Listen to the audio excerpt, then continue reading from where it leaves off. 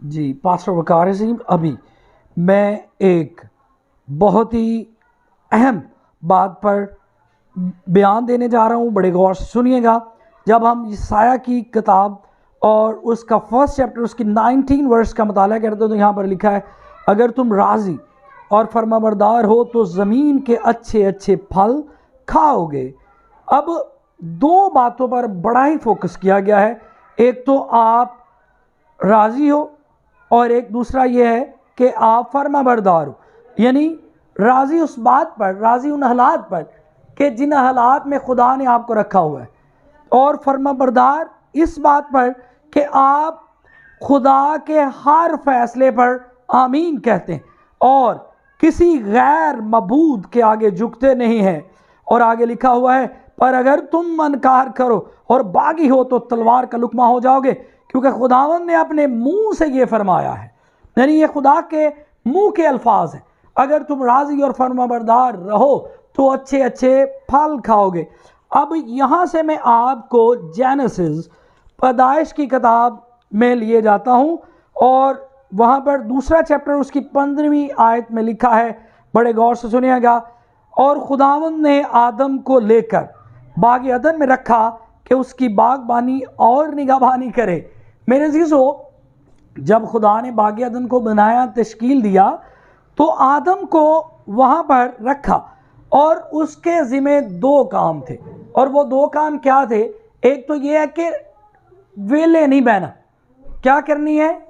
निगाहबानी करनी है, और बागबानी के इस बाग को कायम भी रखना है, और निगाहबानी के बाहर से आके कोई इस बाग को नुकसान ना पहुंचाए।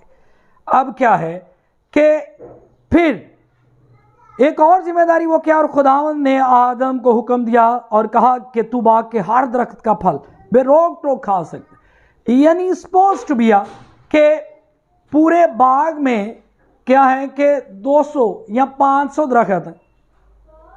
अब क्या है कि 500 दरख्त क्या कर दिए गए? आदम को दे दिए गए कि इनमें से जो कुछ तू खा सकता है खा, लेकिन एक जो है उसमें से नहीं तूने खाना। अब पहली जो वर्ष पढ़ी उसमें क्या था कि राज़ी और फरमाबरदार। अब क्या है, खुदावंद ने उसको जो कुछ कहा, जो कुछ दिया, अगर वो उस पर राज़ी रहता तो क्या है कि वो खुदा के हुक्म को ना तोड़ता, यानी फरमाबरदारी बनी रहती। और बाज़ दफ़ा हमें बहुत कुछ मिला होता है, लेकिन हम सिर्फ एक के बदले क्या कर देते हैं कि एक तो हम उसकी अता पर राज़ी नहीं रहते और दूसरा हुक्म अदूली भी करते हैं और नाफरमानी के क्या हो जाते हैं? मुर्तकिब हो जाते हैं। और क्या हुआ? एक ऐसी गिरा ओपन हो गई कि जिसको क्या है कि बांधते बांधते कई 100 साल लग गए। और मेरे अज़ीज़ों, अगर आज के कलाम पर गौर करें तो आज हमने सीखा यह है कि हमने जो खुदा ने अता किया है उस पर क्या रहना है? राज़ी रहना है। और खुदा ने जो हमें हुक्म दिए उनको फरमाबरदारी से मानना है। तब हम लोग उसकी नज़रों में रहेंगे और उसकी जो बरकत रहमत है हम पर क्या रहेगी? हमेशा बनी रहेगी। और अगर हम यूं नहीं करेंगे तो एक ऐसा समा, एक ऐसा दौर शुरू हो जाएगा, एक ऐसा तनज़ली का आलम शुरू हो जाएगा कि हो सकता है उस तनज़ली के दौर से हम कभी वापस ना उठ सकें। और अगर हम राज़ी और फरमाबरदार हैं तो हमें खुदा अच्छे अच्छे फल अता करता रहेगा। खुदावंद आपका हामी और नासर हो।